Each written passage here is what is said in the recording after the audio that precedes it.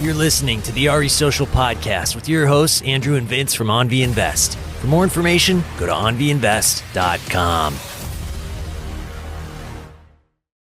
What's up, guys? Welcome to another episode of RE Social. Today we have a local guest from Laguna. Welcome to the show, Imer. Thank you, Vince. Happy to be here. Love what you guys did with the studio. I think it's absolutely phenomenal. Great place you got here.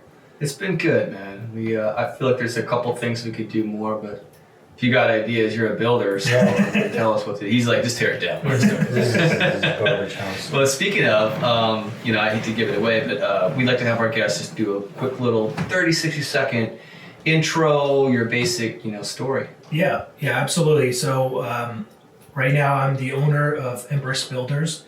We do custom single-family residential homes for clients in Laguna Beach. We just opened up a second office in Malibu as well. Nice, congrats. Thank you. Yeah, thank you. And we specialize in luxury, high-end coastal homes. So we try to really hit the nail on the head as far as from a finishes standpoint. I mean, everything is top-notch. If someone can send us a Pinterest and send us a little photo blog, we can deliver that image. So we really hang our hat on delivering quality to the best level possible. Wow, that's awesome. But I didn't tell you about myself, so I'll tell you about myself. Yeah. So I'll take it way back, but I grew up in New York City, born and raised in Brooklyn, New York. And even at a young age, I've kind of been, I've gotten exposure on the multifamily side. I know you guys do a real estate podcast, but I grew up in a building that my dad owned, and he taught us all of the core competencies of hard work, and he instilled it in us, so much so that at the young age of 12, we were hired help on his staff there. So we were doing apartment turnovers. He paid you? Sort of. Oh, okay. I was gonna say, when I was working for my dad, no one's paying nobody. You're just earning your keep.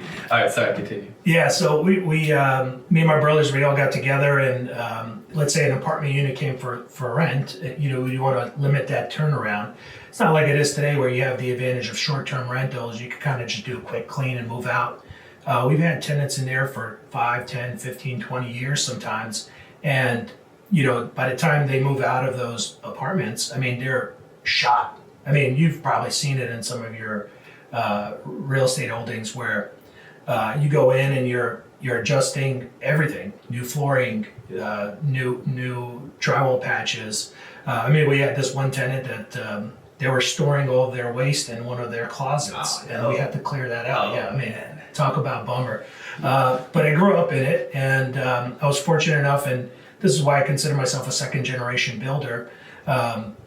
We had the advantage of really seeing these projects through to the finish line. Mm-hmm. And my dad really held us to a level of standard that was above what the market called for. You always have to be above what the market calls for if you want to get ahead. So he held us to this level standard where it really was like, hey, no, there's like streaks from the roller you were using on the paint. You got to go back and do another coat. I've been guilty of that many times. My stepdad calls me up. Yeah, what's that? So we would go back out, and her time to do the work, obviously we're going to school, and his primary focus was like, hey, stay in school, focus on school, get your degrees. But from Friday evening to Sunday night, we would go 3 days in a row basically and do these apartment turnovers, and sometimes we'd have them turned over on Monday. Yeah. How many brothers did you have? I've got 3 older brothers and a younger brother and younger sister, but my younger brother was a little bit too young to get good exposure, at least early on. So we just had him like painting a door, and then we would just go over with the roller. Sure. Give him something to do. That's a lot of helping hands, though, man. That's cool. Yeah. So your dad was he's really making an investment when he had kids. Yeah. Well, he sent us to all top schools. I was fortunate enough. I went to a private high school. I went to a private college. He really instilled the power of hard work. And, he reciprocated. Like, you said, were you paid? No, I wasn't paid, but he covered some things for school. And obviously I always had gear. I always had some new gear on, Right. So I think from that standpoint, like, we were always very happy. I couldn't ask for anything more from my dad. Like, To this day, I'm overly thankful for every opportunity he's given me. Not to mention, I got this trades. Like I know this stuff. And if a roof is leaking, I could find the leak. Nice. Granted that hasn't happened yet. In 7 years of business, we haven't had a roof leak. So I'm hoping I don't have to get on the ladder, but I will if I need to. Hire it out, man. Take this, bro. Make sure they're insured and bonded. I have to tell you that. No, that's cool, man. So there's so much to peel back, dude. By the way, I met Imer at an event. Shout out to Christian White, and met a lot of great people there. So thank you so much for. It's been a couple months now. And I've been kind of pushing you off. Like I want this thing to be set up. I want it to be nice. So thank you for waiting. But it's so much to peel back because I really just barely met you for a second. I think you were a speaker on the panel, and every time you would say something like, all right, that guy knows what he's talking about. You can quickly tell. I actually had Skylar on as well. She was the insurance chick, yeah. And so I really know nothing about you. I'm kind of curious. So you grew up in New York and you're helping out Dad. He's got tons of apartment buildings, all multifamily. That's right. Not to make it about Dad, but how did he get started? Like, what's his story? Yeah, he's got a great story. So he migrated to the States in 1971. Okay. He came over with nothing but the shirt on his back and maybe 40 bucks. From where? From Albania. From Albania. Yeah, so he migrated over 19 years old.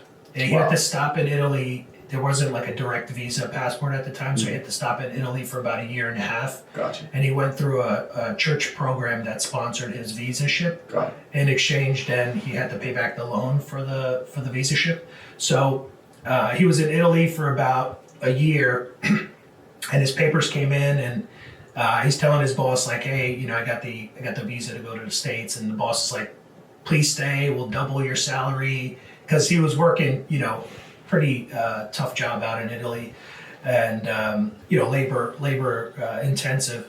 And he's a hard worker. He's a former farmer. My grandfather was a legit farmer on a farm, like most lineages.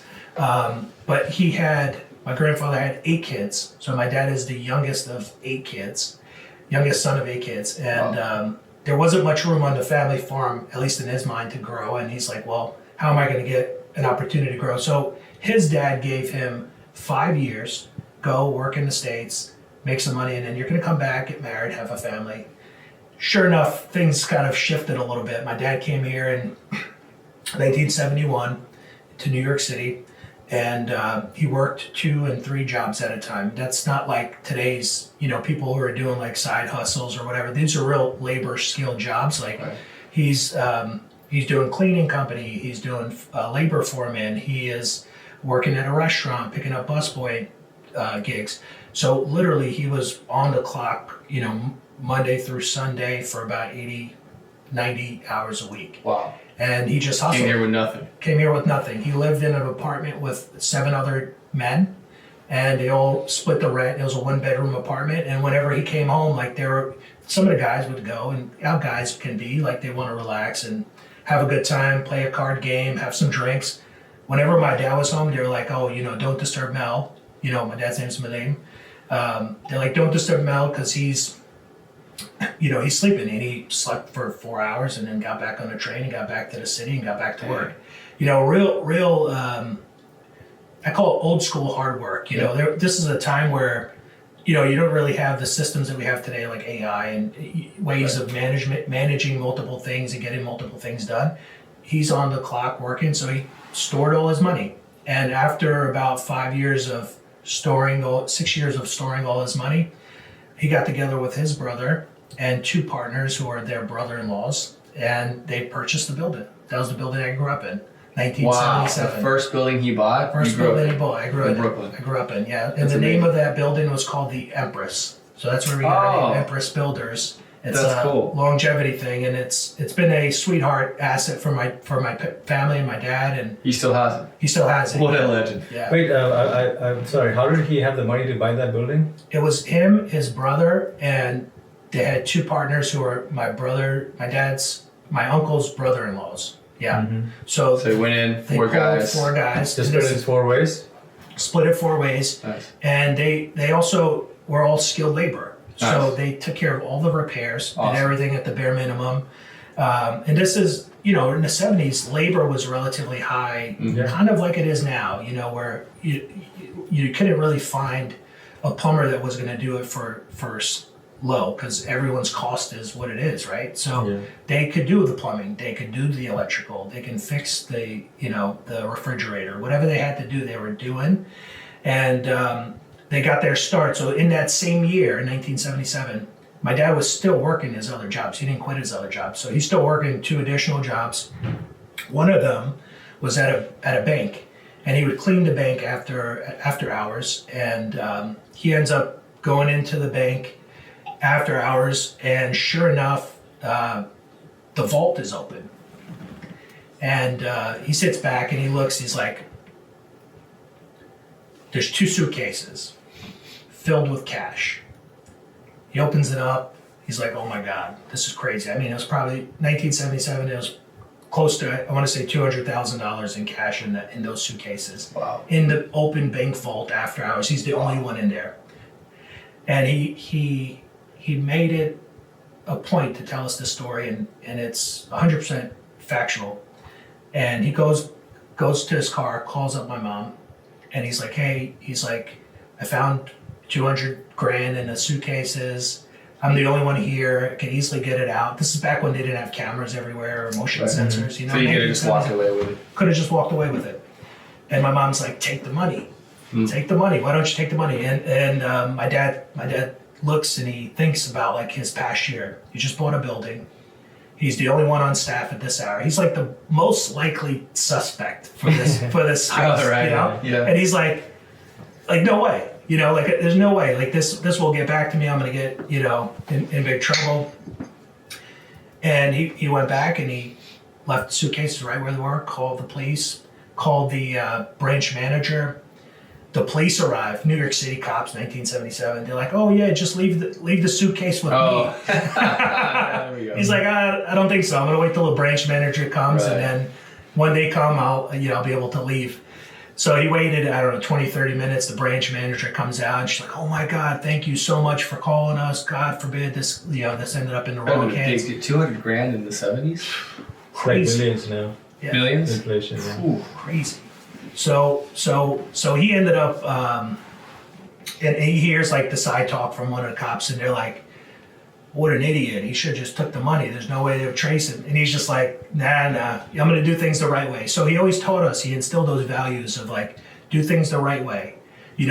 Hard work pays for itself. And he's proof to that, and he's done really well for himself in real estate. Ended up getting a 10% loan on that deal in 77, which we think rates are high today. I mean, 10% is crazy. Yeah. Think about that. You're just paying down interest. That's all you're doing for a decade, and that's what he did. And he sweat. And I remember the days, when I was growing up, when the mortgage note came out, and we would have to go to the bank after 3 o'clock after the cutoff. I don't know if you guys remember this when you were younger, but bank hours were shorter. They didn't have the extended hours until 5, but you could drop a deposit after the 3 and it would clear the next day. So sometimes we'd have to do that. Full disclosure. I mean, you talk about like, your upbringing and how that shapes your life. You never want to get into a position where you're doing that, but when it's a big investment, those bills are big. I mean, that's a $50,000 check that goes out every month to the banks. And if you need another $10,000 or another day for the rents to come in to cover that note, you're gonna squeeze, and you gotta figure out a way to get it. So that's what he did. Bro, you don't have to tell us that. We're literally doing that right now. He's sending $5,000, I'm sending $10,000. It's just like waiting to clear to pay all the bills. We're just squeezed. Yeah, you gotta do it. I mean, it's part of your industry, with real estate, and even banks have gotten more forgiving than they used to be to some degree. You can negotiate with the bank. You could say, hey, give me a interest only note for 2 years. Back in the day, it was 5 years and that's it. And if you missed a month, goodbye building. I mean, imagine that, putting all your equity into something and then it just disappearing. But fortunately enough, we saw a lot of good things along the path where, so then he bought out 2 of his partners, and they did well in real estate as well. And, God bless them, those are distant relatives. But him and now my uncle, they built this equity pool and they levered it and they refied and put it into a new building and refied and put it into a new building and refied and put it into a new building. And eventually there was enough equity there so he could help us out with college, which we appreciate, handsomely. Wow. As his kids. And, my dad's the hardest worker I know. And so you started working at 12, kind of learning the value of hard work, seeing the fact that your dad has built something out of nothing from hard work, but also being smart and like understanding buying buildings. Like, I don't know, I grew up really poor, around a lot of poor people, if I can be honest. And no one would consider buying a building. Like, how did he even have that in his head, like, to do that? I think it stems from his my grandfather, and my grandfather had farms. He owned them. He owned the land, and this is at the time it was a communist country that he's running in, but you still had some land plays, and unfortunately because of communism we lost some even more valuable land at the time back in the old country. But long story short, he always had the ownership mentality, and he always thought ahead and saved a little bit every few years and bought the next lot and bought the next lot and bought the next lot. So he had a little bit of tutelage from his father. For sure, yeah. Assets. So it must run in the family, and you kind of see the value long term. If you hold it for long enough, it's worth more. So he already knew that from his father. That's great. And now have you taken that mantle from your father as well? Like, what's going on there? I have. I wish I've done more with it. My personal holdings. I'm open to sharing that with you, but I do own a triplex in Laguna Beach.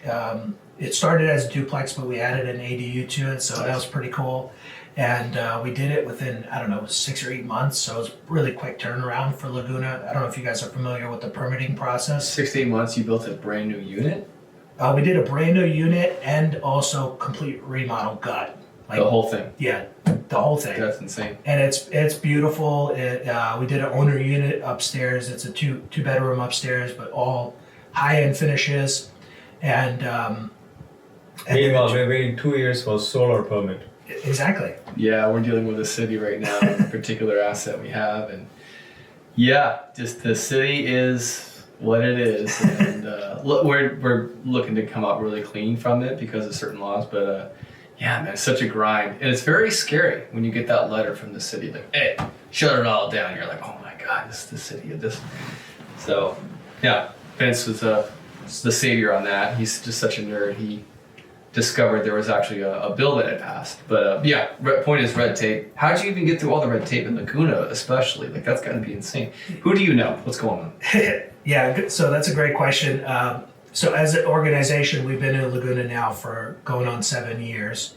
And we did it very organically. And, my background prior to single family custom residential, I was doing commercial work. So I was building ground up buildings. I did a mid-rise in downtown LA and a high-rise in downtown LA. I did a Ford Penske dealership down in La Mesa.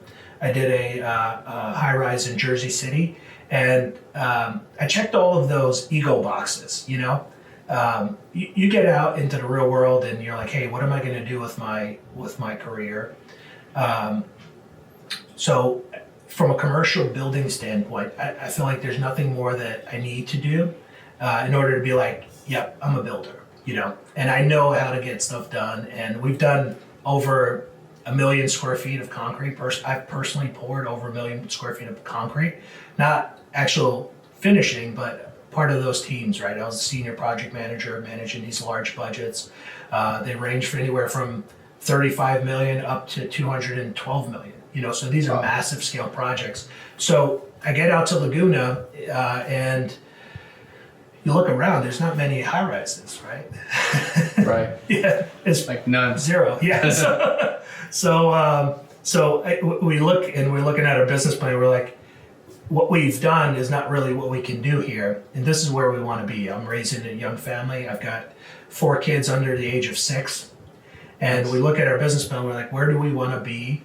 And the business will take care of itself. When you have a certain level of skill set, and you're committed to that discipline and hard work and all of those good values, you can pivot pretty easily. And that's what I did. So I took my experience in, master project management to now custom home building. The only difference really, I would say, is for custom home building, the main difference is the level of quality. Our level standard of quality has only been elevated. So if you want to deliver quality, you got to go into custom home building. If you want to do production, stick with multifamily. So as an organization, in order to have that ethos, right, you have a company that lives and breathes and dies for quality.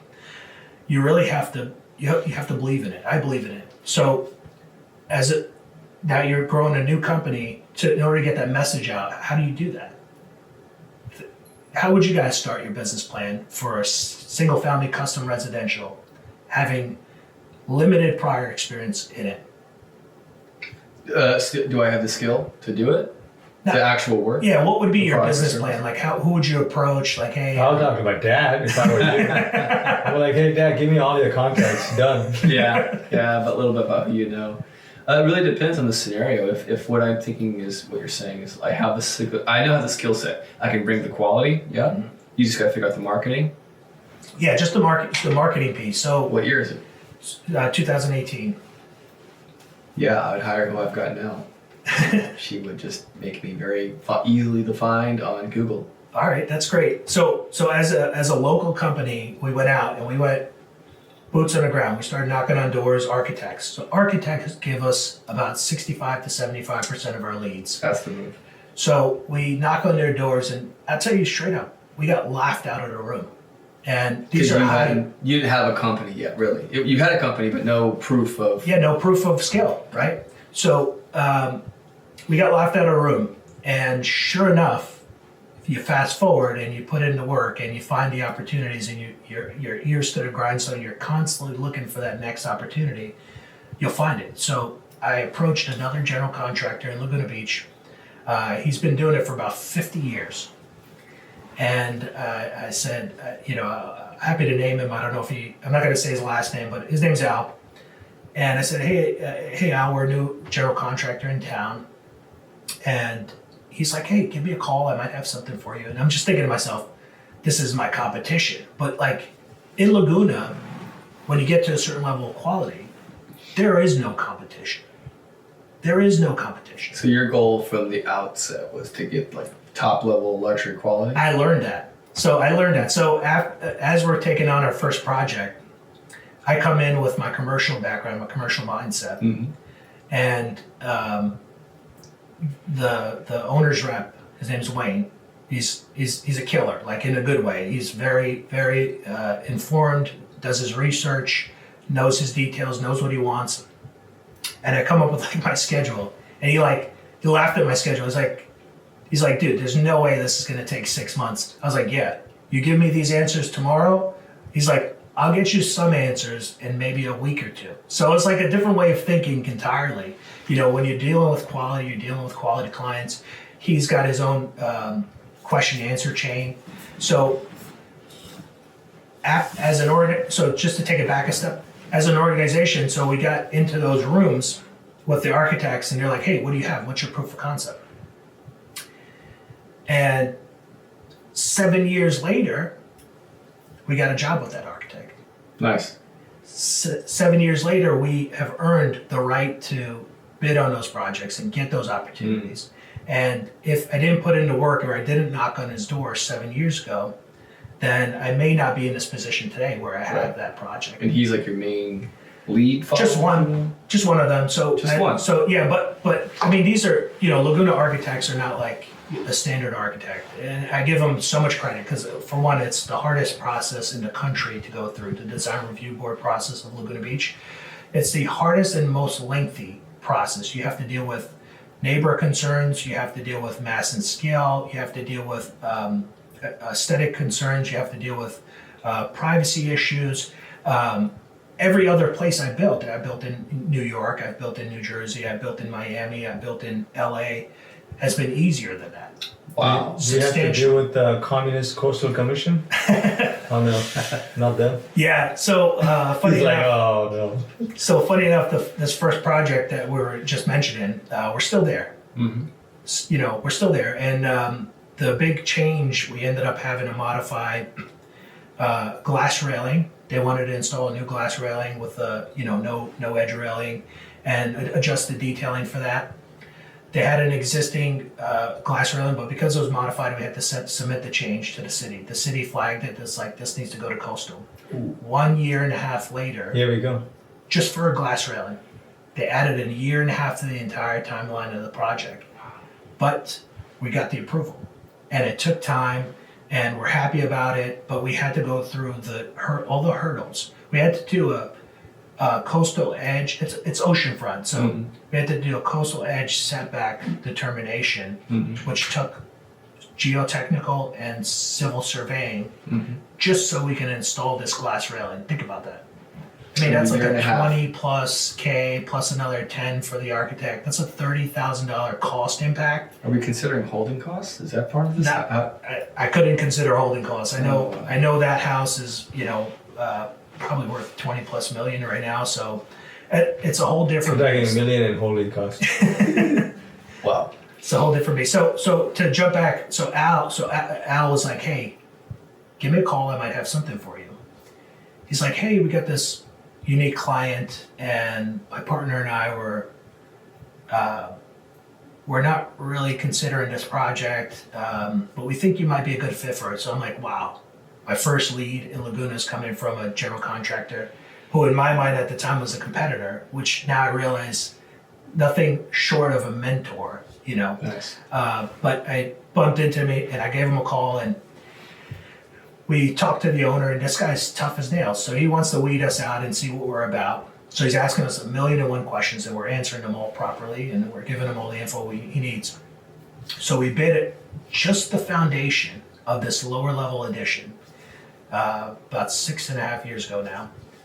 We bid this, just this foundation, it's about $25,000 bid. And we didn't have a sub lined up. This is just based on, hey, this is what the market calls for. And we get the sub to bid it, and he comes in and he's at like 22. And I'm like, all right, great. $3,000 profit, that's great. I'm happy with that. This will be a good opportunity. The guy shows up on day one, realizes the house is oceanfront, changes his proposal. He's like, sorry, I gotta go back. There's gonna be more concrete involved. And he just makes up some BS excuse. And I know it's BS because I know I can do it for cheaper. How do I know? Well, I did it for cheaper. So I took that owner's mentality and I said, Wayne, and this is a client we have to this day, and we've done multiple projects with him at this point. I said, Wayne, I'm gonna honor that price. I'm gonna do this by myself. So we dug the hole, we laid the rebar, we tied the rebar, we put down the visqueen, we compacted the footings, and we got all our inspections, and me and one of our other employees at the time, we poured that entire thing. It was a 20 by 20 pad, nothing major. We ended up hiring a finisher to come in for $400, and we did it. And we did it for substantially less than even what the bid was. I think all in cost was about 15, but I didn't count my labor. If you counted my labor, I was probably at negative minimum wage, but we had to get it done. Yeah. You honor your word to your client. That's what we did. That's awesome. Yeah. That's kind of what you have to do whenever you're a business owner, though. Like, it just stops with you. That's right. Like, if you've got to suck it up, roll up your sleeves, and get greasy. Like, we've been doing that the past couple Sundays, driving up to different hot springs. Got a turnover, and but there's a part of us that likes it. We're lucky in that we're business partners and friends, so we talk business. It's not going to work if we were not friends. There's no chance. 100%. Yeah. That's really cool. Vincent, you have something? No, I just wanted to go back to your timeline. So you have some experience with your dad when you were a kid, and then as you got in your early 20s, you wanted to start this company, which is building. At this point, did you own any real estate at all, other than the minority stake you might have had already? Yeah, no real estate at all. And so the main pivot was when we came out to Laguna Beach and we made a decision, my wife and I, to buy our first home. Was that the triplex? No, actually, before the triplex, it was just a single family home in Arch Beach Heights of Laguna Beach. It's kind of the, I'd say it's a more economical version to break in. And we ended up getting this great opportunity at the time. I think it's 2019. And we picked up a 3-bedroom, 2-bath, ocean view home for 1,225, which seems like so minimal at this point. But at the time, we were like sweating bullets, like, hey, can we make this work? And we had a killer rate. It was like sub 4s, like just easy house. And you were already making high enough income that you can afford the $1-2 million home? My wife was, I was fortunate enough that she carried the burden during this startup phase. Okay. And for about 2.5, 3 years, it was just her. And we were living off Quick message for the listeners, marry right. Yes. Yeah, my wife, Carly, we've got 4 kids. She's phenomenal. Can't say enough good things about her. And she really held down the family's finances for, 3 full years where, as a startup company, you're just, most of it is out the door. I mean, we were, I'd say about 130 in the hole between marketing and business startup costs and office spacing. And we're about 130 in the hole before we even turned a profit. So you have to see things through. So general contractors fail at a rate of 90% within the first 2 years. So it's not an easy type of business to start up. And I knew that going into it. So I had a really defined business plan, and I stuck with it, and I stuck with it, and I stuck with it. And you had the 130 in cash to spin it? I had a 130 in cash. I saved up. So I was before I started my own company, I was working for commercial builders. Sure. I worked throughout the country on different high-rise projects. Is that how you learned the trade? I learned it. So what I do now, I'd say learn more through my dad, where I was working for him from the age of 12, till in my 20s. More of those disciplines apply more toward what I do now. But when I was working for commercial builders, I was getting paid well. I left a $200,000+ salary a year to go and start my own company. Where at the time, before I started my company, I was doing a 36-story in Jersey City. I mean, that's not an easy job by any means, but I'm the senior project manager, $165 million budget, that everything fell on me. I always take an ownership approach to anything I do, even when I was working for people, and you can call all of my past bosses and the owners of the companies. I think they'll agree with that statement. So I took it personally. So if someone was like, hey, no, we're going to do a change order for this, I'm like, no, you're not. You gotta honor this agreement we have, and I hold their feet to the fire. So I always took that mentality. So I try to save up as I'm going through all of those jobs. I saved a ton of money on my own personal savings, and then before that, I was actually working for corporate America for about 4 years, right out of school. And this was probably the most deflating piece of my career to this day, and a lot of it tied to my schooling. So I studied structural engineering in school, and part of your licensing requirements as a structural engineer is you have to work under another structural engineer after school for 4 years in order to qualify for your exam. So I always had this vision, like, hey, this is what I want to do, this is what I want to do. And I committed, before knowing what the entire trade was about, structural design, I committed that timeline. And I spent 4 years at this big mega corporation just working on designs, structural designs. And pay wasn't great. I covered the bills, but pay wasn't great. And I looked at myself, and I was looking in the mirror 4 years in, and I get a knock at the door, phone call from, it was Tishman AECOM, which is their construction arm. Superstorm Sandy. Do you guys remember Superstorm Sandy in the Northeast? It flooded 13,000. Yeah, 13,000 homes got flooded. What year was that? 2012, 2013, something like that. And I get the phone call, and they're like, "Hey, we need some assistance with this, hurricane FEMA relief. We need local people that can jump on." And I get my former manager, who's a great guy, Stu. He's like, "Hey, Imer, you want to give this a try?" And I was like, "Sounds fun. Yeah, let's go for it." Not knowing what to expect, I go into a room, and there's 450 laborers. It's me, a handful of other management type staff, and that's it. And we had to come up with a game plan of assessing each home. And at the end of every night, we would be on the phone with the New York City mayor's office. At the time, it was Mayor Mike Bloomberg, and we would give him an update. How many houses were flooded that you checked off? How many of them had heat, hot water, and electric? So one of the lessons learned from Hurricane Katrina that we implemented into New York City Rapid Repair Program was that you want to get homeowners back into their house as quick as possible. So what did that look like? You had to pump out the water. So fire department got their pump and pumped out the water. You had to assess any of the critical systems, mechanical, electrical, plumbing. So making sure they had hot water, they had heat, they had electricity to their house so they could move back in. And then you had to get rid of any mold. So that's like, at the time, I think they were just plain bleach and testing.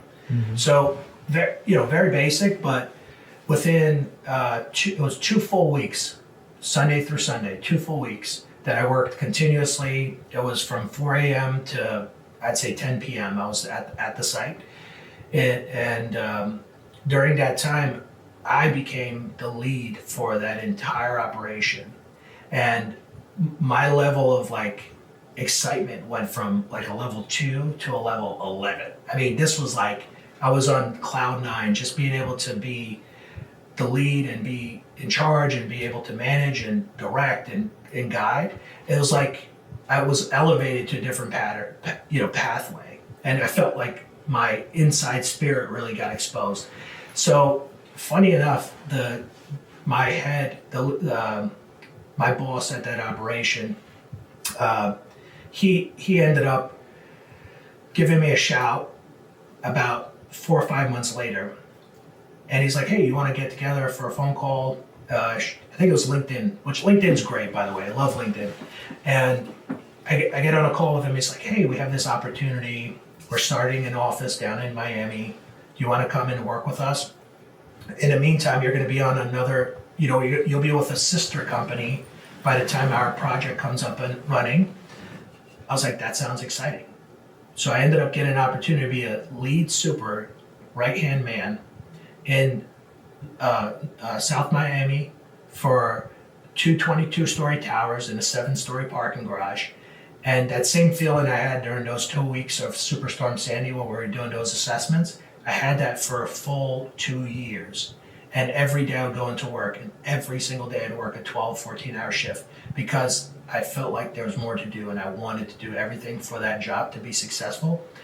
We ended up building that 2 22-story towers and a 7-story parking garage for about $78 million in 2012, 2013. 2014, I think it finished. That owner just sold that property, great developer out of Miami, for $210 million. So I love when my clients do well. And I take that passion even to this day, even with single family custom residential.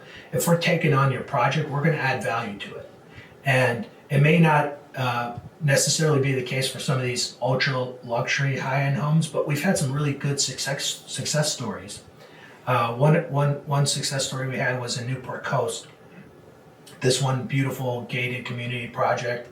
They had some architect from LA working on it. I'm not going to name names, but if he's listening today, he knows who he is. He started the project, got through maybe some demo, maybe a little bit of rough plumbing and electrical, and he was about $2.5 million into the budget, did nothing for this owner. And we get the call. We get the call. So I pick up the phone. They're like, "Hey, we need some help. This owner is working on a project," and they send us the drawings. I look at it. I'm like, "All right, let's go take a look." We walk the site. I mean, this thing is.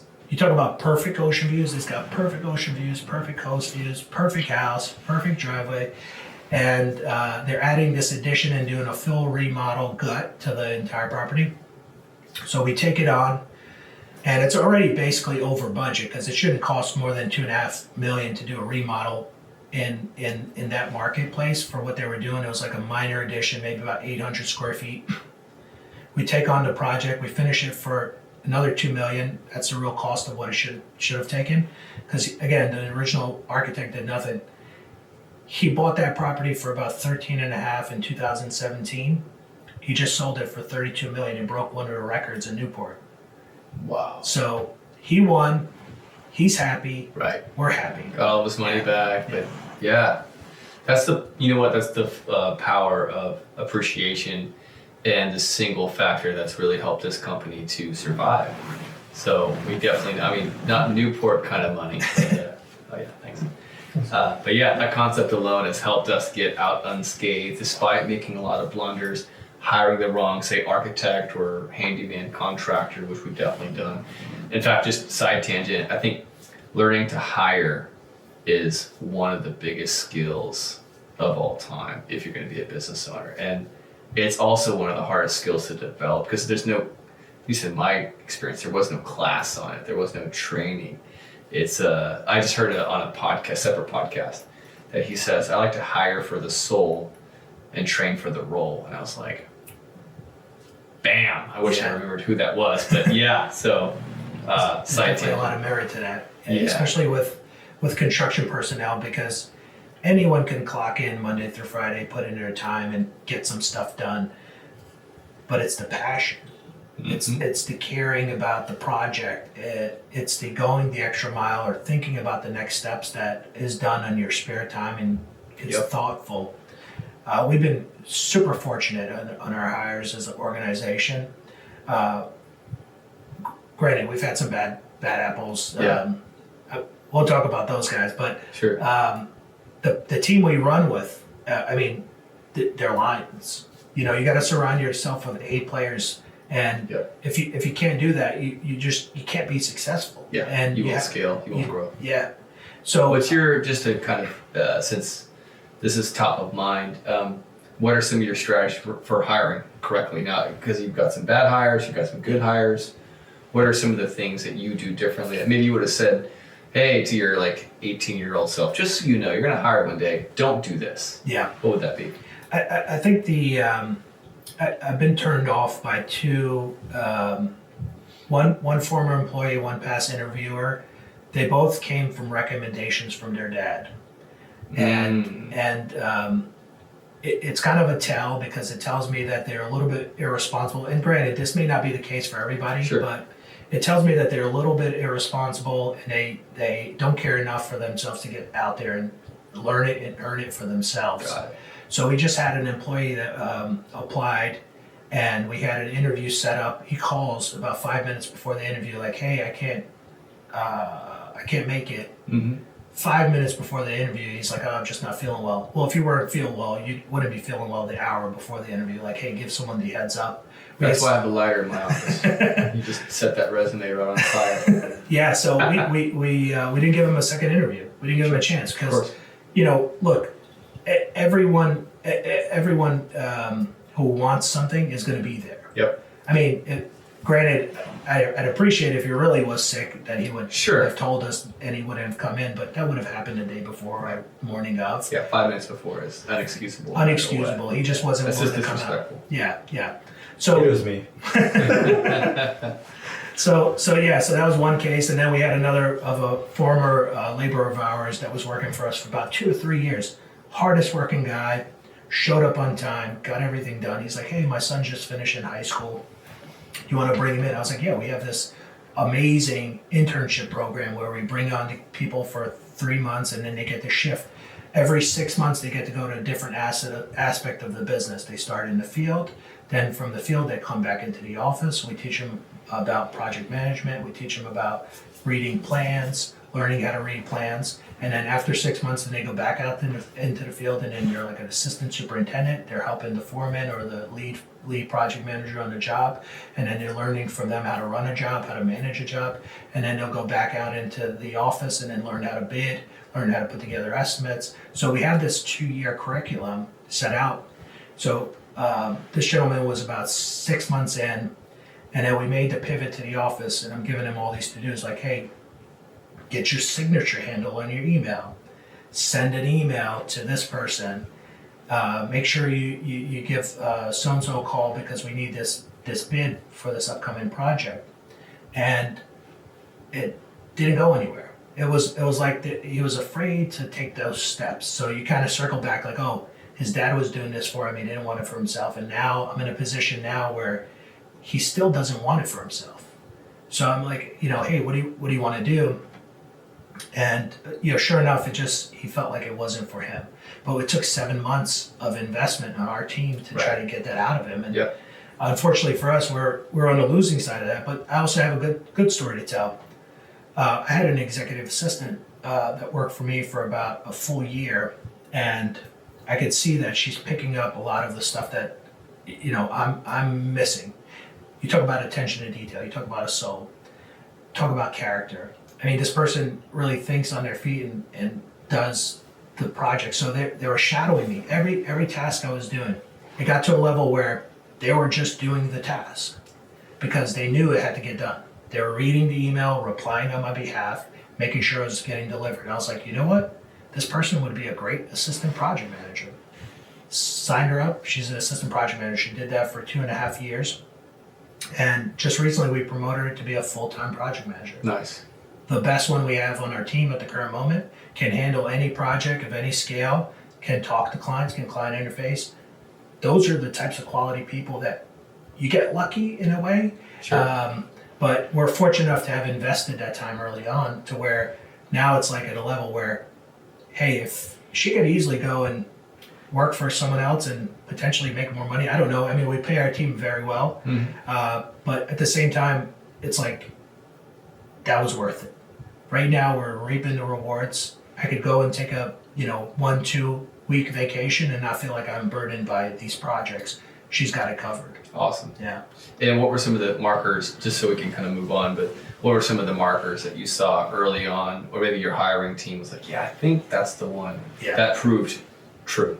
Yeah, type A personalities, I think are vital in construction. You've got to want it, what's the term about? You got to eat the worm, Yeah. First thing in the morning, get up, Eat that frog. worm, go, eat the frog. And she does it. Every single morning she'll roll up, get to her office. She doesn't miss a day.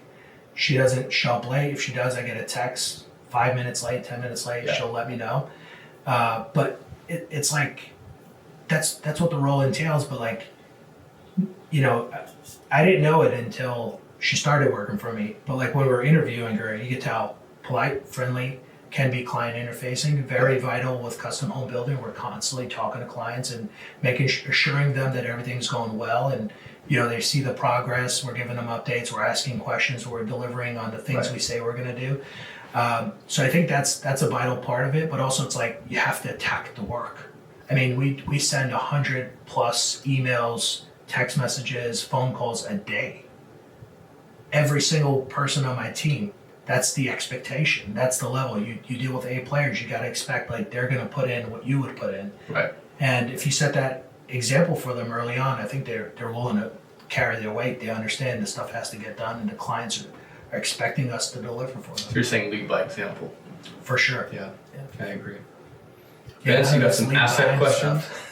Yeah, so good conversations about the business and stuff. So, so you started this a few years back, right? And then now, when did you start buying stuff for yourself, or did you, at some point, you bought your home, right? And Yeah. what happened next? Yeah, so I kind of treat those. I treat my business and what I do personally independently. I don't want there to be any any crossover, because the last thing I want is for any client to get the wrong idea of like, hey, what do I do for a living?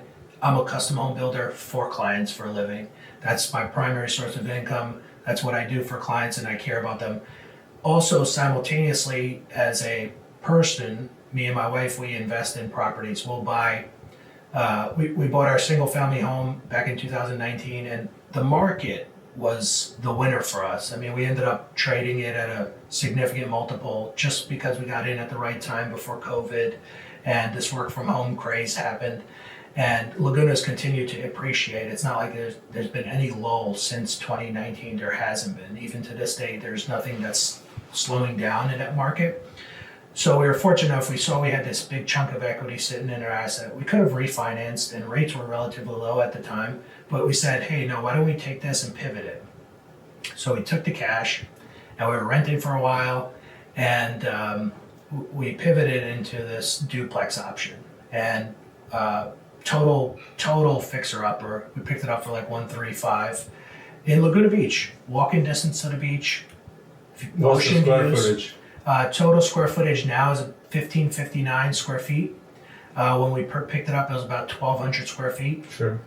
And we ended up adding this ADU to this wreck of a garage. I mean, this thing was 100 years old. Everything about it was 100 years old. It was in rough shape. And that close to the ocean, so Yeah.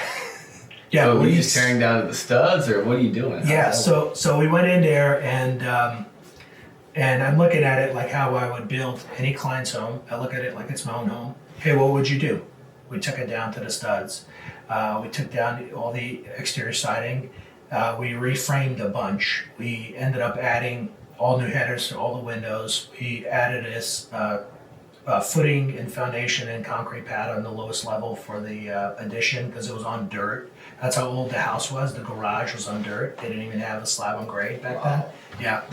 I think it was for horse and carriage back in the day. So we ended up doing all this work and fixing it up.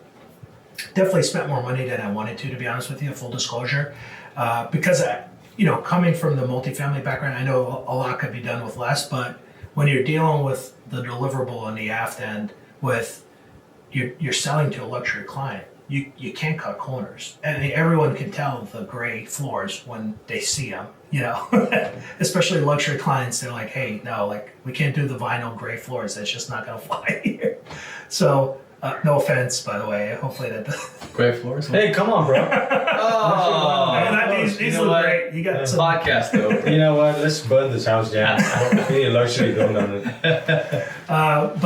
But they, especially if you want to deliver at a higher multiple, they have an expectation of like, hey, this is where, this is what it needs to have. It needs to have all these bells and whistles. You need to have car charger. You need to have patio. You need to have landscaping. You need to have a brand new roof with a 30-year warranty. These are certain things that they look for: new AC systems, new heating systems, and we did everything. And we did it in a quick timeline. So right now we're in the market for like 2.69 million. And we fully expect to get it. I mean, it just appraised at like 2.8. So we're not worried about the purchase. It's more of like, hey, we just don't want to lose out on an opportunity with what's going on in the global macro, which is a whole different story. But I kind of keep my eyes and ears open about what's going on. Wait, the 2.69 is your house? Yeah. It's on the market right now? It's on the market right now, 2.69, and it's beautiful. We did the whole upstairs owner suite unit, custom cabinets, custom vanities, custom tops, like everything is perfect. And we had some interest, and we just did a opening on Sunday, and we had a bunch of really interested buyers. So we're hoping we'll get an offer here in the next few weeks. What are you guys going to do with the cash? We've had some, my wife and I have had some, debates. She really wants a house. So, the multifamily side of me is fighting that, but at the same time, it's the right thing to do. You got to pick a point. I don't know. Do you guys have any kids? No kids. Yeah. So I think that this is a part of like me where I'm learning through my experience as a father, where, there's a certain necessity and there's a certain requirement to be able to have that house, to have that kind of stronghold and have that stability. And my wife is like, she wants a house, so she's going to get a house, because whether or not it pencils financially, it's going to pencil for my family, and that's what we're going to do with it. Yeah. So why would you sell that house? You buy the beach already, right? I mean, what else can you do? And you're already because it's multifamily. She's not into it. I think if we were to add a stairway to the lower level, I think it'd be more palatable. There's just no yard, and we've got 3 active no lot boys. Space. Bunch of boys. Yeah, no lot space. We got 3 active boys and a active daughter, and they're chomping at the bit to burn that energy, and in order to do so, we're a street side. We're scootering in the street, which actually isn't that bad in South Laguna. I don't know if you guys are familiar with South Laguna, but it's honestly like a hidden gem in Laguna. Most of the houses are very close together, and they're older. So you have an older generation of people that are holding on to their homes, and over the years with the sea weather, they've been dilapidated. There's a lot to keep up with. It's expensive to do any kind of remodeling or siding. So some of the homes on our block are in not as good shape as ours. Ours is brand new. But for South Laguna, where it's located, the zip code it's in, the school district it's in, and then the future opportunity there. I mean, our same house can be a $4 million house in Corona Del Mar, and it offers the same equivalent lifestyle and life. Not to mention, I walk there every morning. I walk my dog in the morning and the evening. It's so quiet. I mean, for beach, Can't put a price tag on that. you can't put a price tag on that. If you can hear a pin So drop. you want to be in South Laguna? You want to stay in South Laguna? If we could find the right house with the right yard, I'm happy to stay in South Laguna. It's just with, the way things have gone with real estate, do I think I'm going to get a 135 Steel again? Sure. Probably not. I think those days are gone. Yeah. Just build your own home, bro. I would, but the lots are starting at like 900K. Oh, So wow. yeah, Yeah. a little bit of a burden there. But yeah, we've been fortunate enough. We've also acquired a piece of land to go along with that development conversation. We've acquired a piece of land in North Laguna. It's about 4 acres. And Wow. this thing is pretty gnarly. It's appraised at like 10. What are you gonna do with that land? 10.8. It's buildable. So we'll eventually take it through design review board and get the approvals for it. But that takes time and money and effort. Right. And, it's a substantial amount of money just to go through. 4 acres? 4 acres. How much was it? It just got appraised at 10.8. Well, how much did you buy it for? I'm not going to tell you. Oh, okay. It was a sweetheart deal. We caught it off market. It was through And like where a was it? friend In of a friend. Laguna? In Laguna, yeah. Okay, cool, nice, man. Yeah. That's cool. Yeah, we got lucky, but it's one of those things like you have to be in the right place at the right time. And Sure. I was committing the time to all of these organizations in town and Right. Making connections. making the connections. This sweetheart of a gentleman, he passed away a few months ago. May rest in peace, Harry. He came to me when he heard about this land. He's like, I know somebody. I met this guy. We've been doing a car show with him every year. And the car show is through the Rotary organization of Laguna. And he's like, let me ask him if he'd be interested in this thing. He shows up and he's like, hey, there's this 4 acre property for sale. And we just sold our house. And I'm like, yes. Yeah, you don't get these opportunities in Laguna. I mean, how many people do you know that have land in Laguna? Let alone Especially 4 acres. Buildable land. That's insane. Yeah. Come on, you're building your house on that land. What's going on? I am. You have 4 acres, and 4 kids. Let's Oh, go. we need the current home to sell so we can Sure. invest. What's your cost to build per square foot? Like $200 or? What do you Bro, what is I that? do it myself for free. Huh? A doghouse for 200 a square? So it costs more than that here? Oh yeah. So look, Not including the land, obviously. yeah, no, not including the land. So if you want to talk about above grade, because on coastal homes, Sure. you get slopes and you get caissons. Sometimes those could cost. Oh, so you got to put all those like on beach. You got to put those pylons and That's stuff. right. Yeah. So that's a big driver of cost because you have access issues, you Sure. have equipment issues, you have to maintain schedule. Just underground to slab can sometimes cost you $1 million. So then you get to the fun part of building. But let's say you go a little bit inland. Let's forget the beachfront. Like if you're just building in, let's say Laguna Niguel, what does it cost you? Have you thought about investing in real estate and taking advantage of all of those benefits without any of the work? That is something that AnVi Invest not only provides, but has been providing since its inception. With friends and family, we have built an empire and a system of a wealth generating tool that is giving us and our friends and family that leverage in their life to create true wealth. Go to onvinvest.com for more to see if you qualify. And thanks for listening. Yeah, great question. There's a little bit of a premium in our coastal region, and a lot of it is driven by the market, subcontractors, also vendors. You take a look at like Ganal Lumber, and they're a great vendor of ours, but the cost of the lumber we buy from them versus if we were to go to somewhere in Inland Empire, it's a 20% premium. Well, because they have to afford the real estate that they're on in Laguna Beach. So there's a logic pattern to that premium. And then you have the subs who have to drive in an extra 30 minutes to get to Laguna Beach. Well, Right. there's a premium with that extra commute time. Yep. Not many subs of ours live in Laguna Beach. None live in Laguna Beach. So Right. a lot of them come from different towns around the beach. Some come from Inland Empire. Some come from down in San Clemente. Some come from up in LA. And we've been fortunate enough to build this team of really kick-ass subs that really do things cost effectively. And yeah, they may not be the bottom dollar guys because quite frankly, I don't think you could deliver custom for bottom dollar. I haven't seen it done successfully. But if you talk about, if you guys were to go ask the other GCs in town, you're anywhere from 600 to 1,000 a square foot. That's a realistic number. And if you're doing something that's got super So high, that includes everything, plumbing, everything, that's right. all of the stuff, Yeah, right? that's right. You buy the land, you'll build it, they'll build it for 600,000. Yeah, excluding caisson foundations. Oh yeah, It'd be let's similar, look at that, yeah. Yeah, just from ground up, Ground. basically your slab That's up. a wild number too. Yeah, that's a wild number, Yeah. bro. Here's another wild number. So let's say if someone were to buy something for $800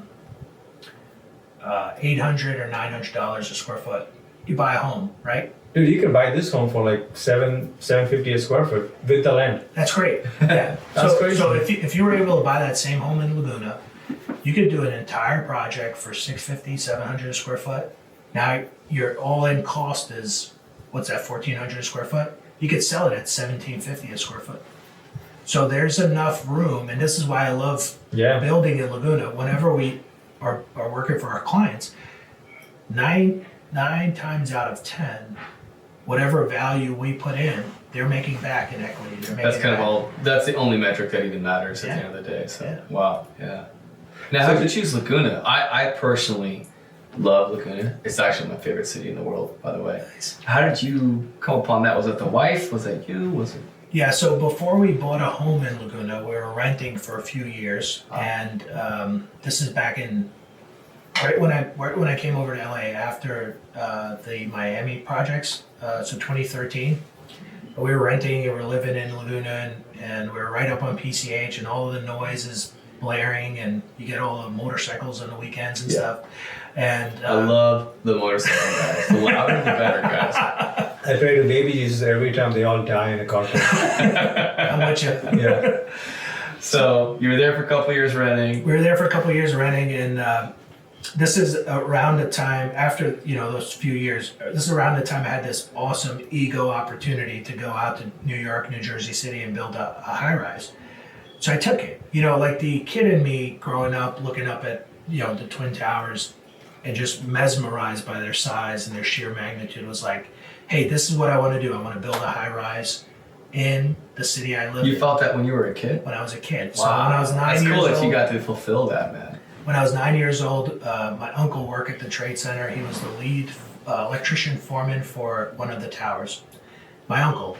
This is my actual uncle. That's crazy. And we had the all access pass. We got to go all the way to the top, and he showed us like around all of the office spaces and stuff. And we got up to I remember getting up to the towers and just looking up. And I've only gotten this feeling one other time in my life, and then just feeling the magnitude of these towers and just looking up at them and just being like, wow, humans built this.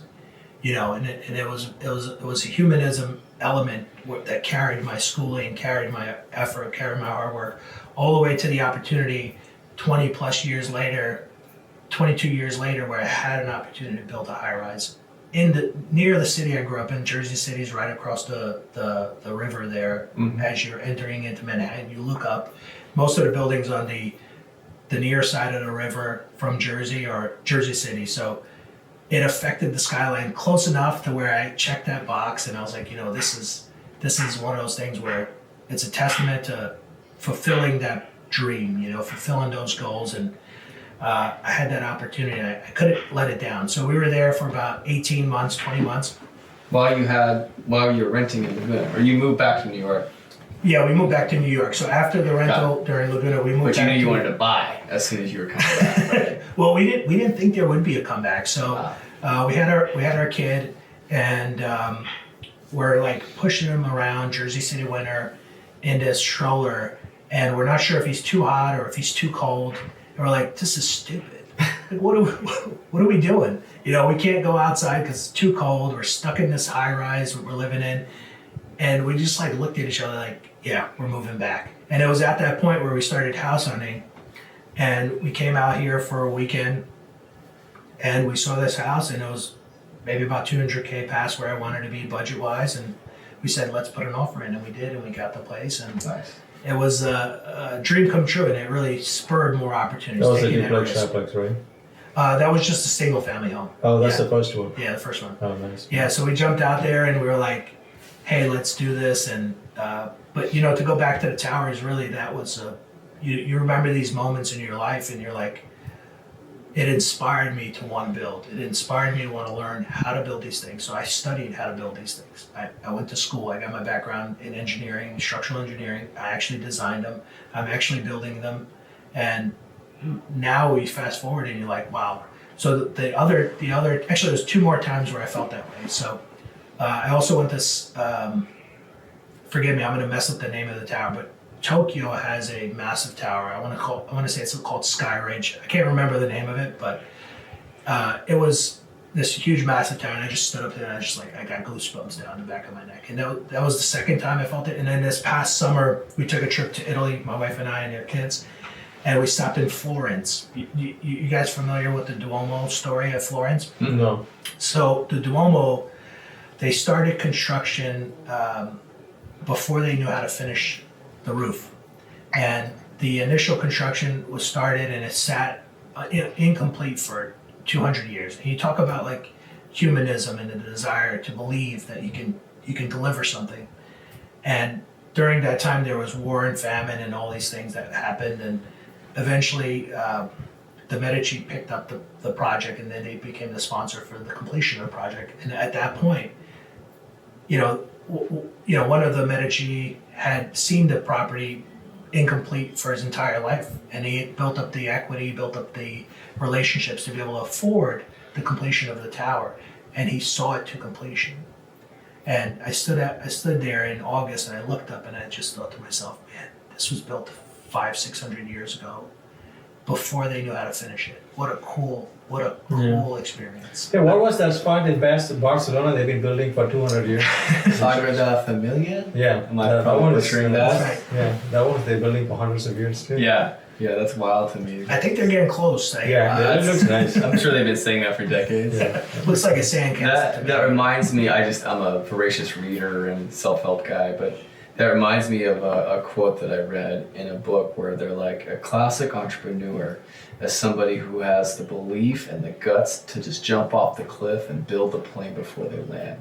And I'm just like, oh God, ain't that the truth? That's literally the story of our business. We read a handful of books, a couple of mentors, but really not knowing anything and just making that first deal happen. And but yeah, that's the thing is I feel like as long as you stay in it and keep building the plane and realizing you messed up the wing, throw it and build another one, you'd be all right. But yeah, if you guys are ever thinking about starting a business, just know that statistically it won't work out for you. So don't. And if that deterred you, perfect. You shouldn't do it anyway. If that fired you up and made you angry and now you want to do it 10 times more, all right. You passed the test. Start that business. That's right. Yeah. Yeah. So to use that energy, we just opened a second office in Malibu. Right. Yeah. Tell us about that. So wait, before the fires? No. So the fires happened, and this is around the time where we're like, hey, okay, we got to open a second office. Right. And we're looking for venues. We initially assessed having a second office up in Carmel by the sea, up in Central Cal. Mm-hmm. And we looked at office space, and we almost signed a lease there. We were ready to jump on it, and I just thought to myself, my kids are young.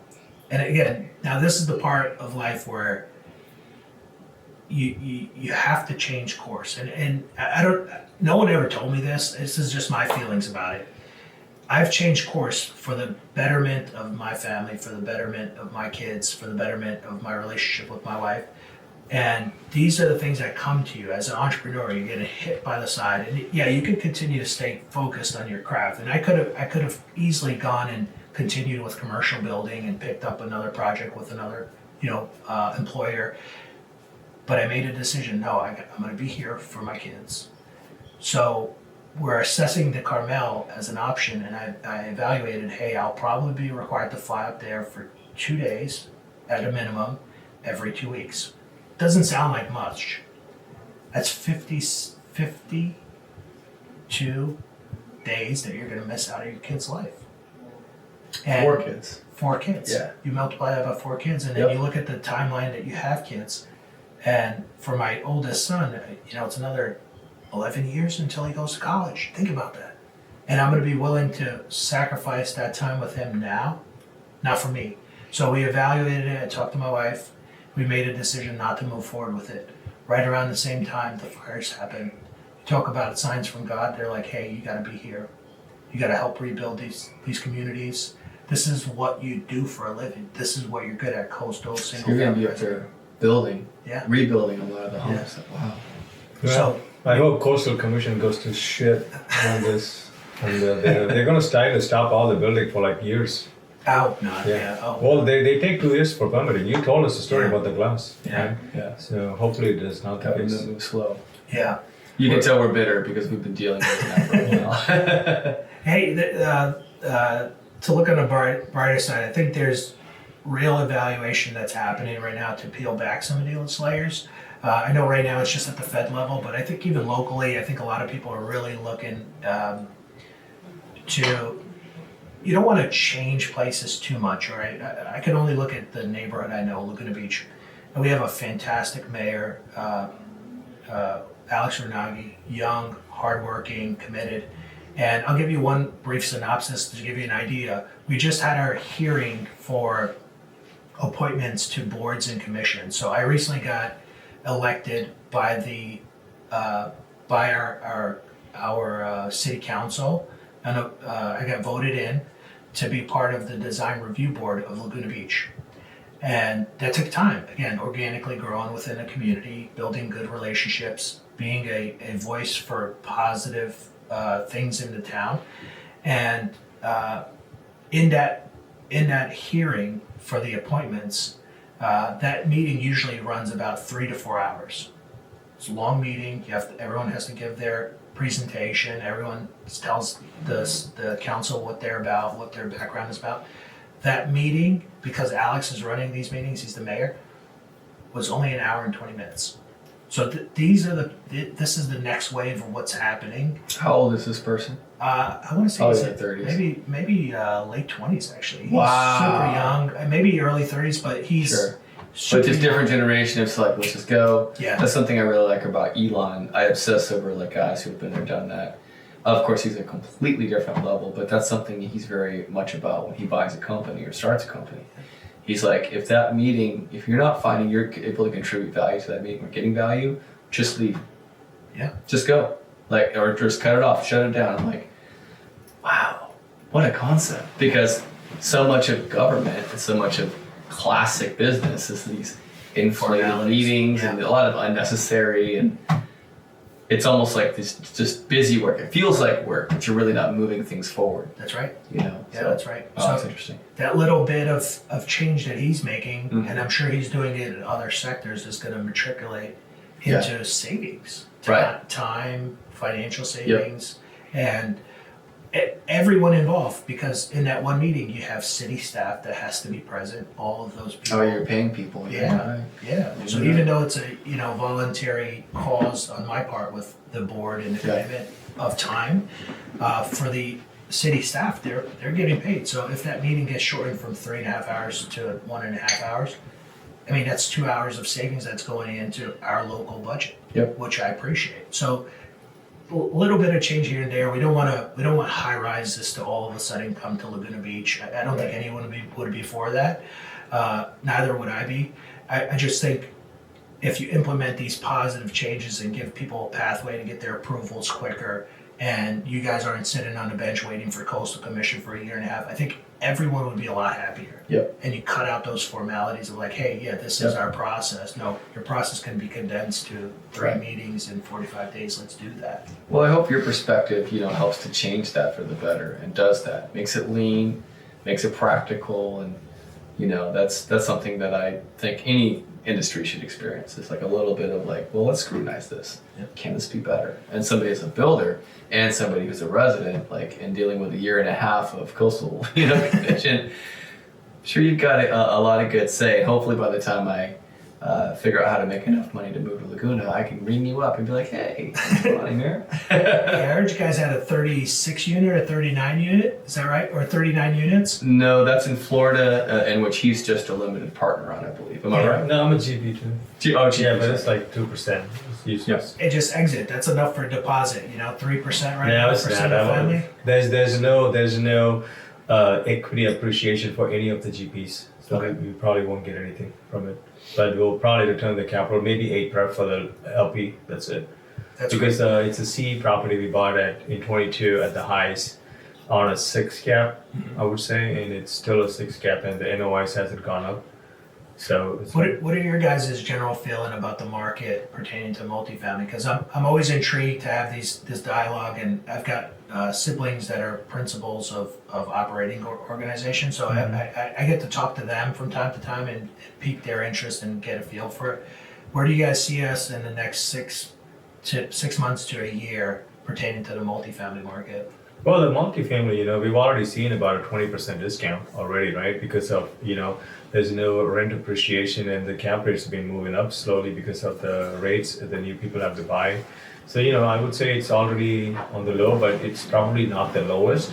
But I would say if you can get good deals, you should probably look into buying them. But it was a big frenzy when I was looking at it during the pandemic, and I kind of got tired of just running numbers and see 30 offers, everybody's outbidding each other by hundreds of $1,000s. So I just came back to just investing in our portfolio is 100% 1 to 4 units. Oh, Other than that, Fixed rate. Yeah. We're a little squeamish around loose rates. Yeah, I know you're probably very familiar with floating rates. Yeah. You're a builder, but I don't know if you get fixed rates or is it floating? Yeah, so for my personal projects, I try to stay with fixed rates. With the duplex that's the triplex now, we were able to lock in a 30-year fix. No, not that. Your building career. Yeah, with the Those stuff are- you're building. Those are all floating, right? For commercial. Yeah. So the way a commercial loan works, from my understanding, through construction, the first whatever it is that they agreed to in underwriting, whether it's 15 or 20% is coming out of the developer's pocket, and how he gets that money is his business. Yeah. You can raise But basically from there, then they take on this construction loan, and usually those rates are 8-10%, whatever they are now, and that's usually when the time crunch starts to kick up, because every month they lose, they're paying this big premium. $100 million note at 8%, that's a big nut. Yeah. So every month that shortens, they end up really making a ton of money from not having to burden. So we had one really savvy developer, and Jersey, New Jersey's a little different, right? Yeah. Never been, so please enlighten us on New Jersey. So New Jersey, and I'll stay away from any ethnic guidelines or anything, but that's where the mob was kind of headquartered, New York, New Jersey, and there's still some little remnants of closed doors. This is the way we do business, handshaking. We've done a lot of those deals. So that one project in Jersey City, I'll mention to you how savvy this developer was. He ended up going directly to the concrete foreman, not the owner of the company. He went directly to concrete foreman because he knows that guy runs the job. The owner's doing paperwork, pushing paperwork, running numbers. The concrete foreman runs the crews. So at the start of the project, they start pouring concrete, and they're about 3 or 4 stories up. Again, it's a 38-story in Jersey City. And around the 4th or 5th story, he's like, hey, let me talk to you for a moment. And he's talking to Tony or whatever the guy's name was, I can't remember. Of course, John. Tony, come on. And he says, hey, Tony, he's like, how are you doing today? He's like, good. He's not as good as you with that beautiful car you got out there. He's driving this, beautiful Bentley, brand new convertible Bentley in Jersey City, nonetheless. Not the best place to drive a Bentley. I'd much rather drive it down PCH, but still, it's a Bentley. He's like, oh yeah. He's like, I'll tell you what. You get that. You top out the concrete on January 8th. It's yours. He finished a week early. Wow. And he gave him the keys to that car. That's a savvy developer. So you got to incentivize good energy. You got to know the right people to talk to, and you got to incentivize good energy, because hey, maybe that $200,000 car may not make a difference in the $19 million contract, but for this guy who runs the cruise, that was the world to him. Yep. Yeah. So Point is work with the mob, get the cars. And if No, you it's- don't give them cars, that'll be the last day. That's right. The fastest concrete production pours that I've experienced to date have been in Jersey City.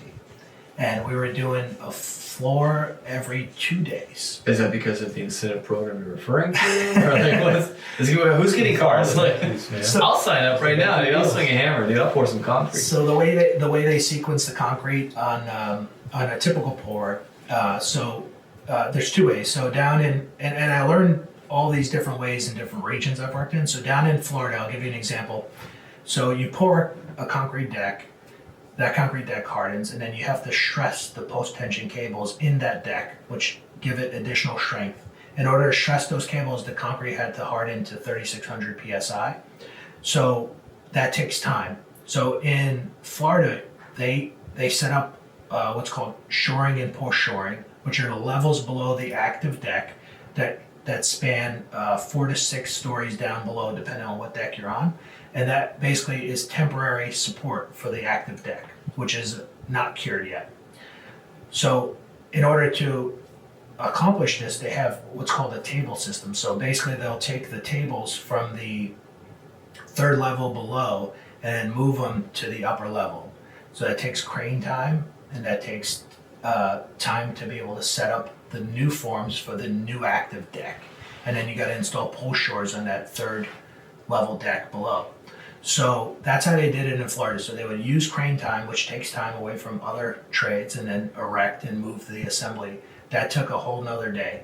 In Jersey City, they would drop the forms on the active deck and build them on site the same day they poured. They would lay out electrical, plumbing, and mechanical. They would have the half, or if not the entire next deck ready to go. And that's all to code? And that's all like proper? It's all to code, it's all proper. The difference is you have labor, you have manpower that's a little bit more cost effective. And then they just had a system down that was more efficient. Yeah. That's what it is. Yeah. So they literally had that next deck, and they were laying out electrical, plumbing, and mechanical penetrations on that deck that same day that they poured. So a different crew comes out, they do that layout, they do the decking after the finish work is done. And then they're pouring those columns that same day as well. So then you have this new active deck, and then you finish out the deck with the, you have the formwork on the perimeter. That usually takes a little bit more time. Then they have that next deck ready to go in 2 more days. It's incredible. Wow. Put the rebar down and they're ready to go. Jersey. Yeah. Yeah, we just discovered the power of incentive. Really, I've been recently using it for any staff or any, we've got a little renovation going. And so it's not much, but we offer just a little cash bonus incentive, which is literally equivalent of like holding costs for the extra week. Like, hey, you get it done a week early, the money's yours. So we'll see how well it works, but to get our team to move fast, because it's holding costs. When it's vacant, we're technically losing money on it, at least on the cash side. Yeah. Appreciation wise, okay, maybe, but yeah, so incentive is powerful, and that's something that I've been really using as a tool for both businesses, and so far seems to be working. So, but no cars. Not at that level. Not yet. No Bentley. So what's next, man? What are you thinking next? And what kind of numbers your company is seeing now? You're from losing $130,000 to, I guess, in the millions now in terms of just money coming into the company. I know you have a lot of employees you have to pay as well. Yeah, great question. So we're definitely we're into millions. Without getting into specific numbers, I'll leave you with this. About 2 years ago, 2.5 years ago now, my wife and I were struggling to find a nanny for, at the time, was 3 boys and my pregnant wife. So 3 boys. What's an A&E? A nanny. A nanny. Oh, nanny. Okay. Yeah, babysitter. Okay. Yeah. So she was working. Sure. Vince is great with kids. Hey, come on over. Yeah. So we I had have this 2 nanny nieces. who was great, but when the 3rd kid came along, she wanted a 2x pay raise, and we're like, whoa. It really hit us. We're like, whoa, what did we get ourselves into? And our kids are all young, and they're all at home. And my wife and I, we look at each other, we're like, this is crazy. So, it was enough, and we were doing well enough as an organization for my wife and I to look at each other and be like, she looked at me, she's like, I want to be with the kids. And I looked at her, I said, I can't ask you for anything more. That's awesome. Same like my dad, I can't ask you for anything more. Same to my wife, I can't ask you for anything more. You've done your part. you got us to this point. Our company can afford our lifestyle right now, and we put her on planned work leave.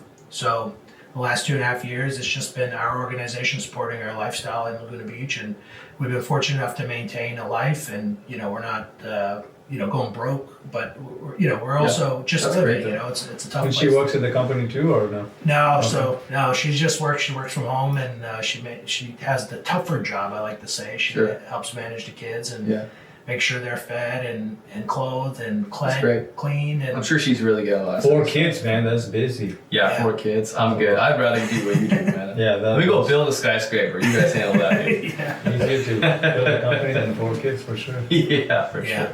My kids are great. We just had my oldest son's on, was it 2 days ago or yesterday?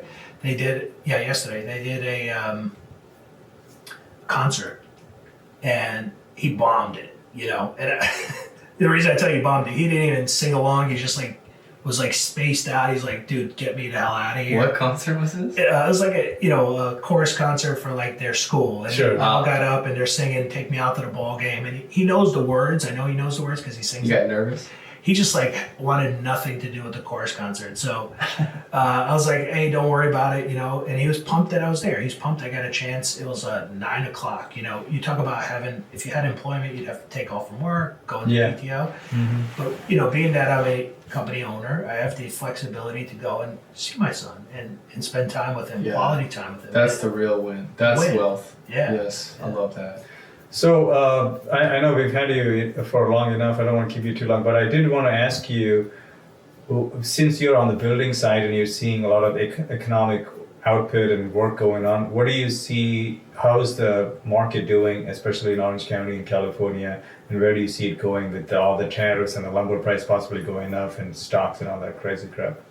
Yeah, great question. So one of our projects almost got impacted by the Canadian tariffs. I'm not sure if you saw the headlines from today. I think they repealed them temporarily, but he told us it was coming, and he said if we place the order now, we won't be impacted. So we placed the order now, we weren't impacted, but that would have been 25% on a $40,000 line item for that one job. It was the Verco decking, which is the decking below the concrete decking for that surface. So that would have been a $10,000 $10,000 hit. Yeah. So you look at some of these budgets. I mean, for that project, I think we're at $1.8 million construction budget. So it's not like a major impact to where it would be a limitation for that prospective client. And we're fortunate enough, like I was explaining with the equity piece of hey, we're building value for these clients. I don't think that's a determining factor. And the reason I can say this is during COVID, price of lumber skyrocketed up. I'm not sure if you guys remember. I remember. So everyone looks at it like, oh, price of lumber skyrocketed, oh, it can't build. And you start to evaluate how much is the cost of lumber compared to your whole remodel? And you break it down in percentages, and you start to evaluate it all right, the entire cost of lumber for an entire remodel is 6%. So if you can do $1 million project, a $60,000, $60,000 hit. Mm-hmm. It's a hit, don't get me wrong, but that's the entire scope of the lumber. So even if that lumber were to Double. 50% Or- increase, you're looking at $30,000. I think that's a manageable impact. Granted, no one wants to be on the losing end of that. Sure. Yeah. But because it's single family, it's not large quantities. Sure. Most of our costs come from labor. So really you were mentioning rental rates stabilizing. That actually impacts us more than the material costs, believe it or not, because if rental rates stay steady, then our labor stays steady, and our labor has stayed steady over the last 2 years. I've noticed we're not seeing as many increases from our subs as we did during the years of COVID, where it started to run. Plumbers went from 95 an hour to 160 an hour. I mean, that's a real number. So Wow. really, it's you get involved and you start to see things, but at the end of the day, our plumber needs to make a living because he's got a mortgage or a rental that he has to pay off, and he's got these exorbitant amount of costs for these eggs, which, oh boy, don't get me started. I eat eggs, every 2 days. That impacts the budget for a family of 6. I switched to oatmeal. So that's excellent news, by the way. What's that? Excellent news. Excellent. Oh, here we go. Oh, the dad jokes Don't are coming crack home. me up. Yeah. Oh, no, I'm leaving. Come on, Vince. Let's go. Where's Vivek? Yeah. And then to get into like a local macro, we'll call it, like Orange County related, there is a huge shortage of single family residential. And you guys have heard of it for years. We've all heard of it. There are not enough homes to go around in Orange County. And we don't see that slowing down. And actually we see the contrarian approach to what you're dealing with multifamily. With your rates being impactful, we see the opposite side of it. Because our clients got in with low rates, they're actually incentivized to remodel in addition to their home. Right, just stay. To stay. So actually our business has been the opposite of your business. We've actually increased the amount of builds. This past month we've gotten 14 leads for new builds. I mean, that's a real number. And we're outpacing our annual average by double right now to date. So what kind of margins do you guys operate at when you're working?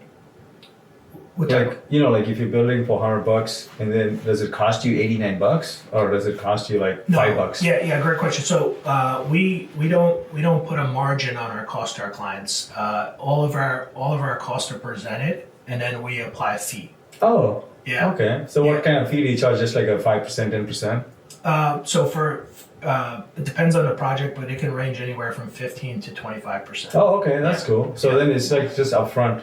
It's very upfront. Yeah, that's It's very transparent. Like, this is what our fee is. Yeah, it's honestly, for that standpoint, it makes it for a much easier relationship. Yeah. And the clients really trust you. Yeah. Like we're I mean, a general contractor charges 10 to 15% to be honest, just to run the project. Right. Yeah. So you guys are above general contractor, right? Yeah. Yeah. So some general contractors, they get a little creative with like how to tuck that number in, and we don't like that because they're saying like they have full-time supervision and it's really not full-time supervision. We don't do that. We tell our clients, we're saying, all right, we have this project manager who's dedicated to these 3 or 4 sites and we're going to split their costs between those sites. And a lot of our clients really love that because they understand you don't need 24/7 supervision on a single family residential. For one, there won't be someone on site 24/7. That's just the nature of the industry.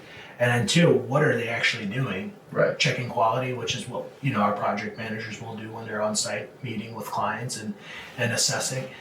So we're fortunate enough is like our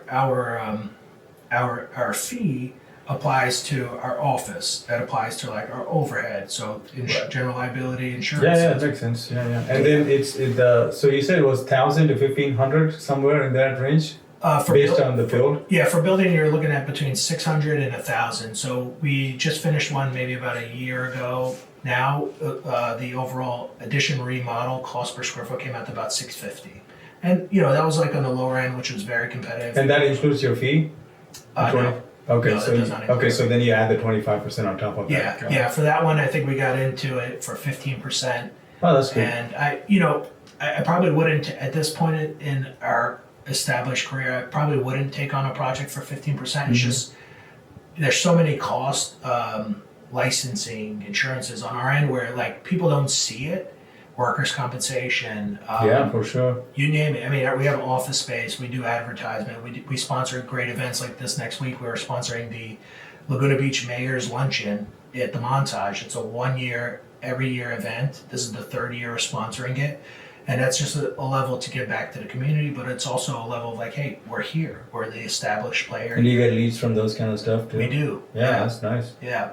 So most of our money doesn't really, it's not so much net margin. It's just a fee based. The fee goes to a lot of other things for sure. Yeah. It's great that you're transparent though. I think there's something to be said about that. Just being upfront. Here's what it is. Here's our services. Not sneaking in things. And oh, by the way, like, because we've all dealt with that, haven't we? So I think that's really a winning model to deliver a great service. Be transparent. It's like, we're not cheap, but we're going to do a great job. Yeah, and then on the flip side with our clients, like we really want to build a personal relationship with them. Yeah, of course. In hopes that sometime in the near future, hey, it's Laguna Beach. All of our clients are wealthy. Just in some form or fashion. I don't think they're like Scrooge McDuck wealthy, but they're very, very wealthy people. I mean, you compare it to the global population, they're in the top 1% of 1%. And we establish a relationship with them on a personal level, and we believe in these people, and they believe in us, and we want to deliver for them. And that relationship's just going to mature and grow.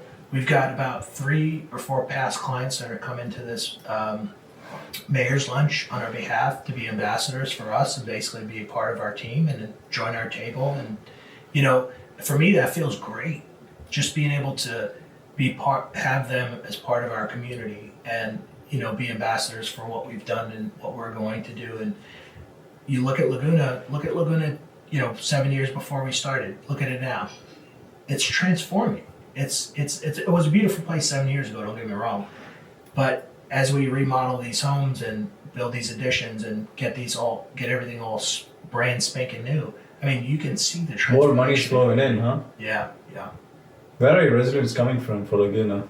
We've had a lot of transplants because of the tech boom and then NorCal? the work from home. We've had a lot of people from North Cal, San Francisco, New York, and other parts of California. But I would say, most of the money that some of our newer clients, it's tech money or it's just legacy money. I mean, oil people and And it's the last stop before San Diego, right? Like a big place. Yeah. I don't know how familiar you guys are, but maybe the listeners might not know. But Laguna Beach is this 7-mile strip of beach, and there's homes on either side of Pacific Coast Highway, and the homes maybe go about 1,000 yards in either direction, give or take.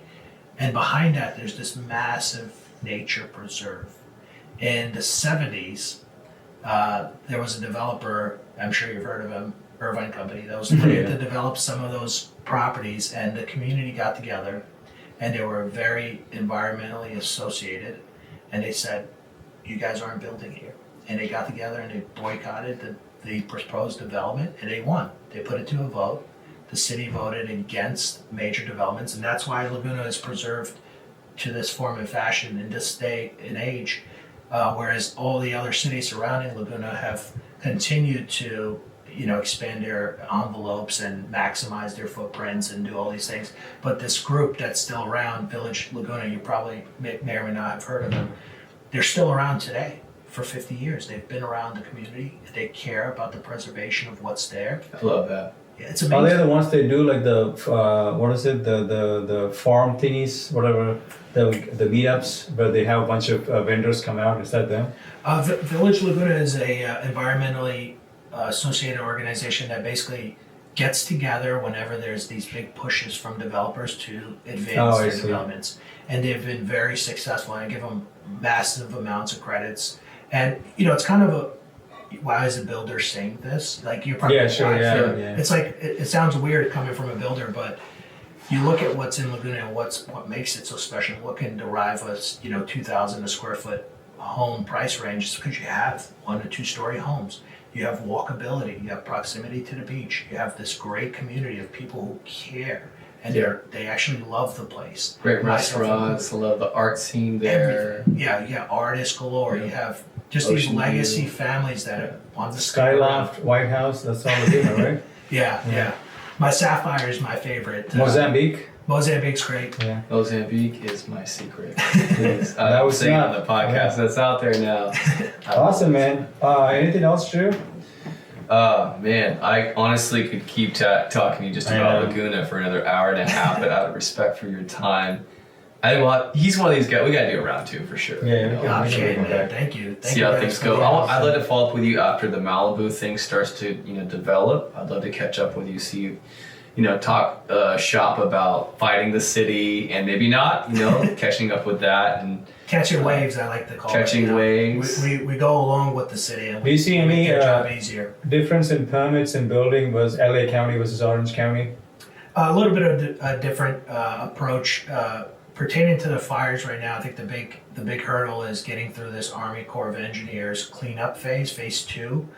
Phase 1 has already been completed in some of the locations. That was like for the toxic batteries and things of that nature. But this phase 2 is essentially you're on this FEMA sponsored program through the Army Corps of Engineers, and they're responsible for clearing your grade. So they sub that portion out. So that's the federal government that's subbing the portion out to the subcontractors who are specialized in this cleanup. And they basically go through every site and clear the grade. But the timeline associated with that right now is about 6 to 9 months, depending on where you're at. And Just to get through phase 2? Just to get through phase 2. And you can simultaneously get your permits approved, and they just passed the first permit approval on Friday. So not a terrible timeline, 2 months.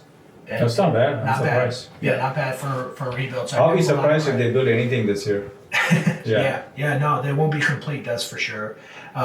So that once that phase 2 is cleared out, so we have some wealthy clients that aren't going to wait for the Army Corps to clear out. They're going to do the demo themselves, and we've given out a few proposals for that work. If they do that, they might streamline. They might save 4 or 5 months by doing it themselves. But yeah, once that's cleared, then you're going to have the people who sell. And I don't know if you guys have checked the market up there. There've been a dozen or so listings just this past week of people that just want to Just the land? Yeah. And there's been deals. I mean, look, I look at it from my perspective here in Laguna, and I understand the market there in Malibu, not as to the same level, but a similar level. There was a property that was listed for 1.8. They had a guest, like an ADU and a pool, and the main house burned down, and they're listed for 1.8. That's the deal. It's got this huge skyline of a view. Because that's coming with the land? It's coming with the land. And the ADU is intact? The ADU is intact, so you might even be able to underwrite it depending on the lender if you just claim you can live in there, or the pool house, or whatever it was. But you look at these things and you're like, man, if I only had 1.8 million, but I don't. But if the bank's loan on that kind of stuff, like how does that work? Hey, if you sell your house, it's 2.69. I'm close. Yeah, you're very close. Moving to Malibu now.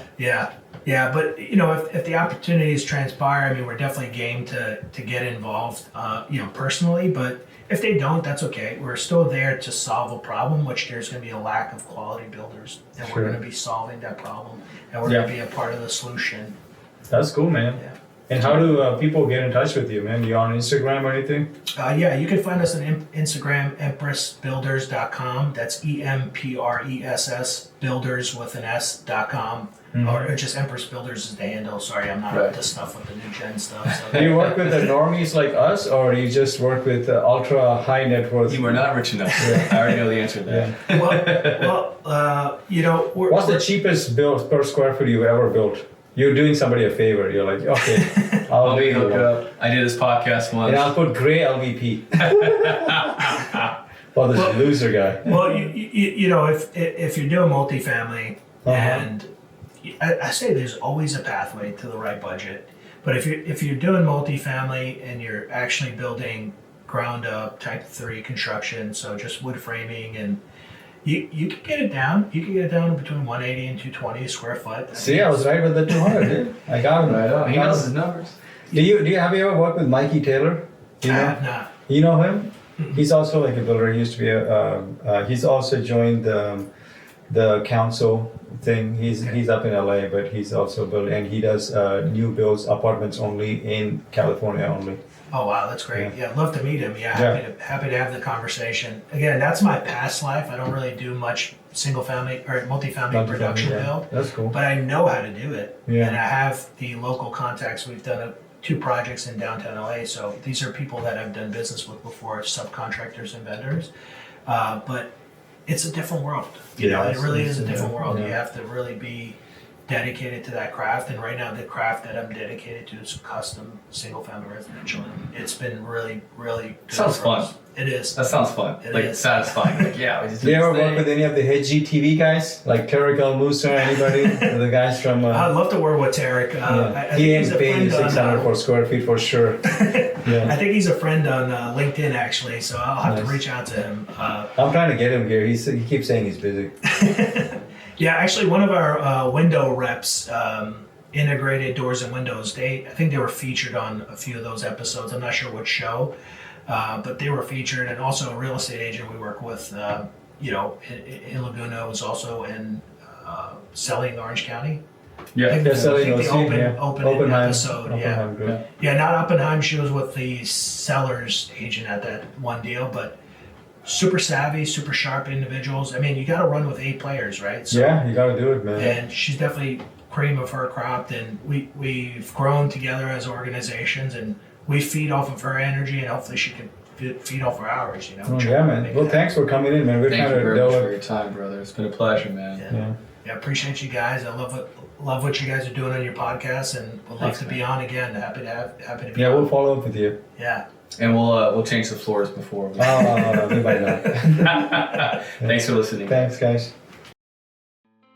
I don't know about you, but I definitely like to see 5-star reviews on any service or any product before I purchase. Please take a second to leave us a 5-star review, whether you're listening to it on Apple, iTunes, or Spotify, or whatever platform. Take a second, goes a long way, helps us a lot to grow the channel, and thanks for listening.